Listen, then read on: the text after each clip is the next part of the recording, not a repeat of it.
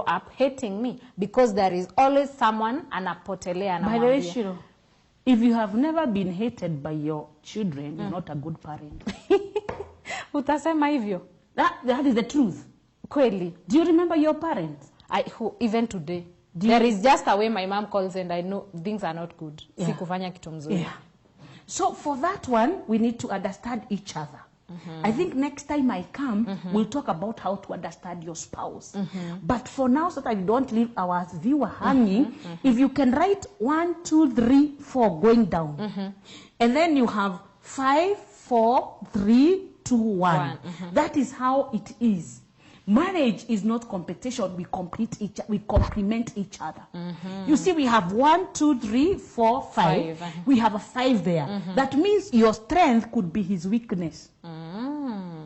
But we must make sure we strike a good balance. So that does not mean that now I should not correct my kids. I have to do. If you have never been hated by you, as you are not a parent. So we have this other one. So that now we can cooperate. As we have connected, we have corrected, we are cooperating. Now we can be able to communicate. And communication, Shiro, is the oxygen of every relationship, including that one of your babe. Yeah. The oxygen there. Communication, it is. We make sure we don't lose it with the parent. And I know some parents are asking, but mine does not hear. Yes, they may not hear now, but remember, I have told you, you harmonize to hammer. Even when they are up there, can you make sure you look at yourself where you came from? Who are you? When you're a teenager, how did you behave? And you know, our teenagers, they think just because they have a hair here, a hair there, and even hairs there, they think us will not have hairs.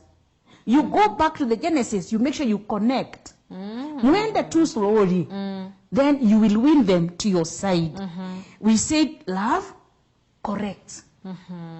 However, we need to know this, that we cannot rebuke them without love. Love without rebuke is an abuse. Okay. Rebuke without love is an abuse. So we must meet at love. And love, you know, they look at it and they say, now, this is my feeling. You know those ones where you're held by your hubby, those days when he was telling you sweet, good things, and you feel paragasha. Yes. Yeah, he's saying, but this son of mine has kiangi ni kichwa gumu kama tu yako. So what you need to do is, you harmonize, you lad, akakure juu, atakuja tu chini. Atakuja tu. Know the button to touch. And it's going to work. Yes, it So works. as parents, you're telling us, don't give up. We cannot give up. Ni watoto ni wako. These children, by the way, I say they're the children of God. We are the stewards. So we need heavenly wisdom. I told you, Shiro, me, I don't know how to speak without the word of God. The word of God is my strength. This is what it says. You told me to tell them where. James chapter 3, verse 17, says, but the wisdom from above is pure first of all. It is peaceful, gentle, friendly, is full of compassion, and produces a harvest of good deeds.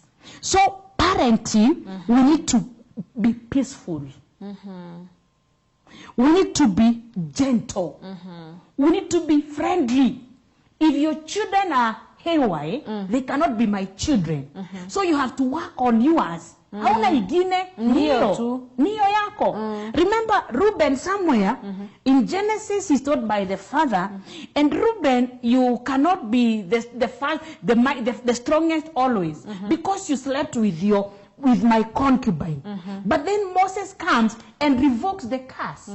So we must make sure we are friendly with them. Because kama niko na uchungu, nitakupatia hiyo uchungu.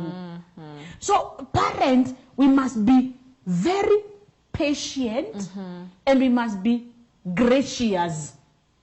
Even imagine that combination. Yeah. You are patient, you are gracious.